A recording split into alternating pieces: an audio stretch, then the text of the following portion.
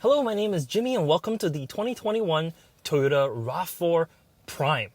This is a super exclusive vehicle, one that you may not be able to get. But let me show you why it's that exclusive by the means of a quick acceleration test. Okay. Struggling for traction here. Oh, that's nice and quick.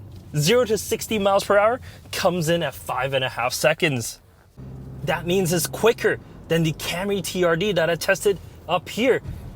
So yeah, this thing is relatively fast for what it is. And it's thanks to the motor that's underneath the hood there. The Rav4 Prime is a plug-in electric vehicle. So the main purpose of this is, well, not only being a hybrid vehicle when you need a gasoline engine for longer drives, but it's also an electric vehicle for shorter everyday commutes.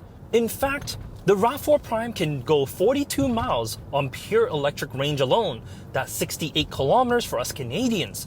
So for most people, day-to-day commutes, you can just drive on pure electric, go home, plug it in, and, well, continue. It's a really good idea to give you basically every single type of vehicle that you need in a single package.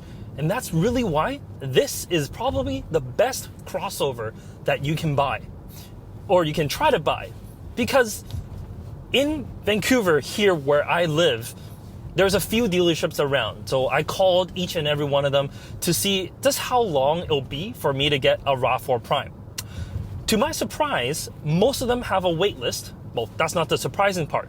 But the surprising part was if I put money down, a $500 deposit, I was going to be the 70th to 80th person in line at that specific dealer to get a Rav4 Prime. Not in Canada, in that specific dealer. I called 4 different dealerships and I got that answer.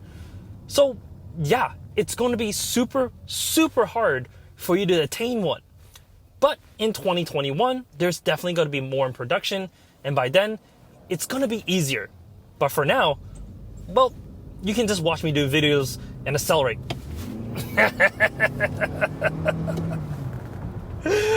All right, let's talk about differences between the Rav4 Prime and standard Rav4 hybrids or even the regular Rav4s.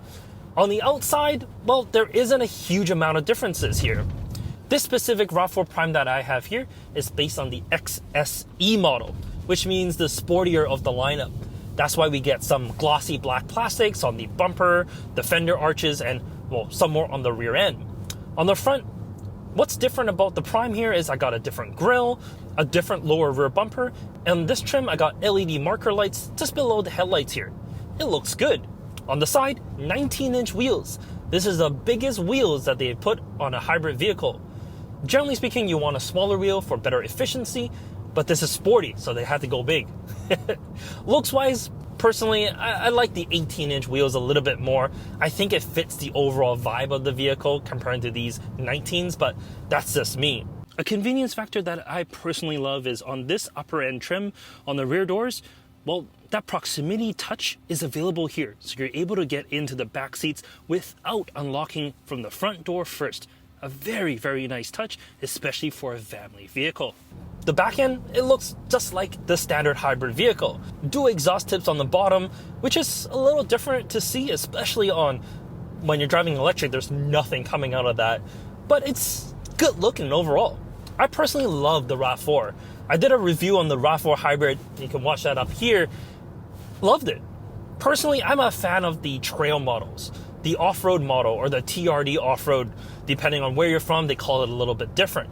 But I like that because it's a little bit more macho. It looks like a mini 4Runner. And it looks amazing in that. Put some knobbly off-road tires in, well, it just really looks the part. The sportier trims with the glossy black, personally, I'm not a fan, but hey, your mileage may vary. Something that you may not notice is, well, the Rav4 Prime is actually a little bit higher than that of the standard Rav4. And that's because the Rav4 Prime has the batteries under the floor.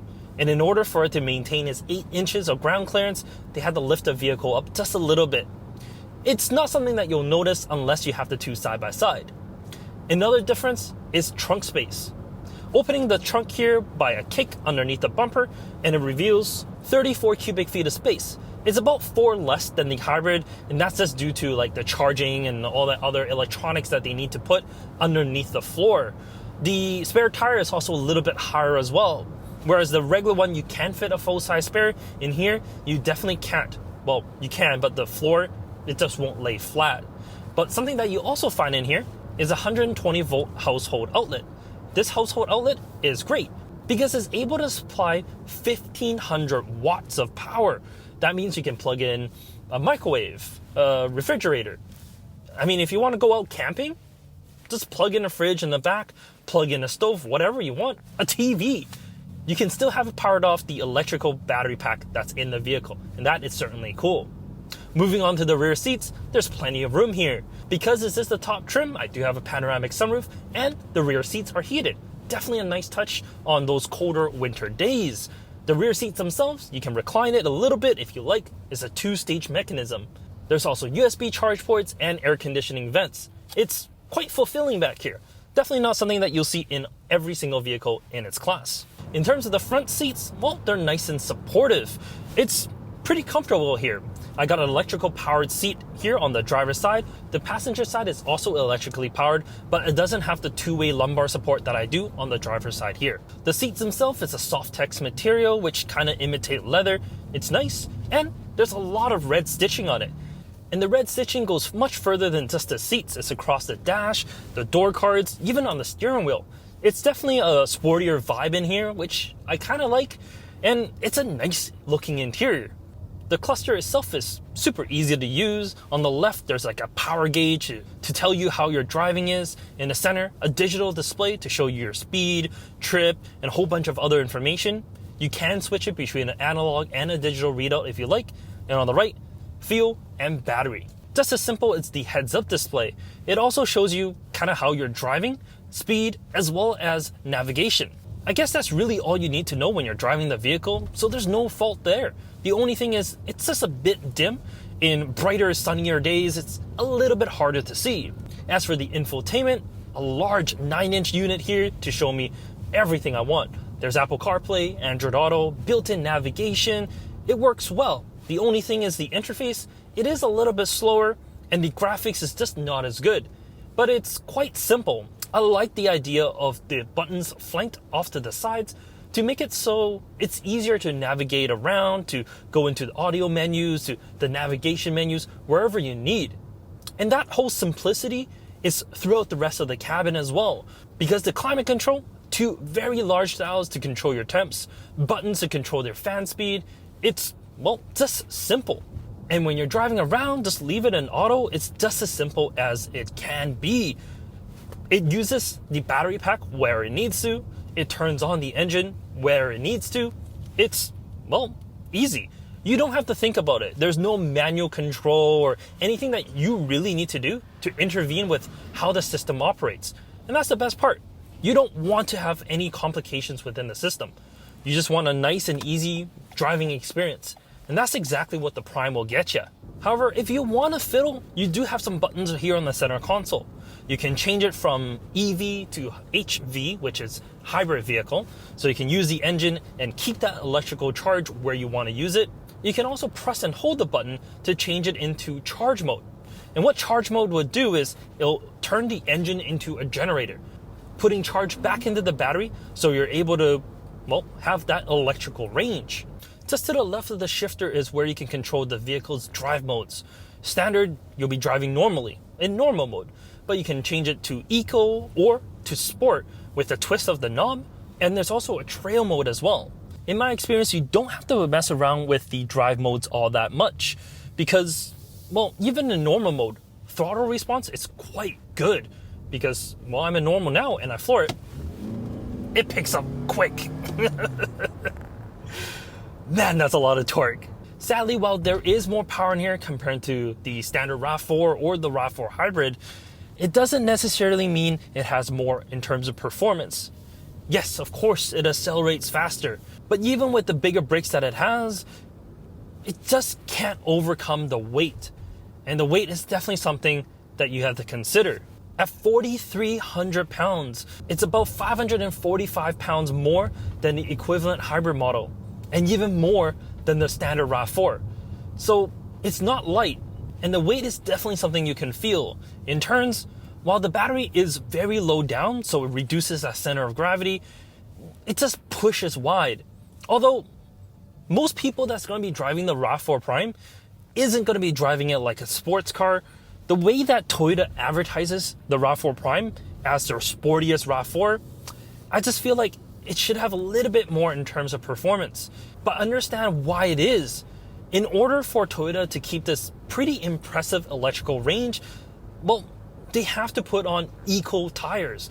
And with the eco tires, there's reduced grip, and that's just one of the outcomes. Longer braking distances, less in terms of road holding. So yeah, it's not the greatest, but who cares when you can accelerate this well?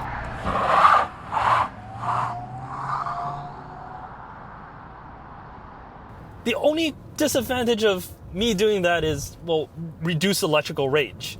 I have not been able to get the advertised 68 kilometers because of my heavier right foot than normal. But that's something that you should consider. This is a fun drive, but let's pull over here and summarize everything up. The 2021 RAV4 Prime. This is the best RAV4 you can buy. This is the best plug-in hybrid you can buy. This is better than the Outlander. It's better than the Escape. This has all-wheel drive. The Escape doesn't. And the Outlander, well, the Outlander just doesn't have this much electrical range. So the RAV4 Prime is perfect. Let me tell you a little bit more about the engine itself. The 2.5 liter, 176 horsepower, 163 pound-feet of torque motor is exactly the same between this and the hybrid version. The only thing that's upgraded are the front motors. In this, there's 179 horsepower and 199 pound-feet of torque in the front motors itself. In the hybrid model, it's only 118. On the rear motor, it's the exact same, 53 horsepower and 89 pound-feet of torque. Toyota says even when the battery is depleted, it's good for 6 liters per 100 kilometers. That's 39 miles per gallon. I've been averaging a little bit closer to 8 liters for 100 kilometers. That's 29 miles per gallon. But like I said, I do have a heavier right foot just because of the amount of power it's giving me. In terms of charge times, well, you can plug into the wall. Regular 120 will take up 12 hours. If you have the base model, you can plug into 240. That'll take 4.5 hours. With this model, the premium, which gets you the faster charger, that brings it down to 2.5 hours. So you don't necessarily need a 240 volt charger. You can plug into the standard 120, and that's really all you need. However, if you have the 240, it's definitely capable. The most important part is the price. How much does this all cost? The base price is $38,100 US, and as tested, it's $47,185. In Canada, that's $44,990 for base, $56,990 for this model.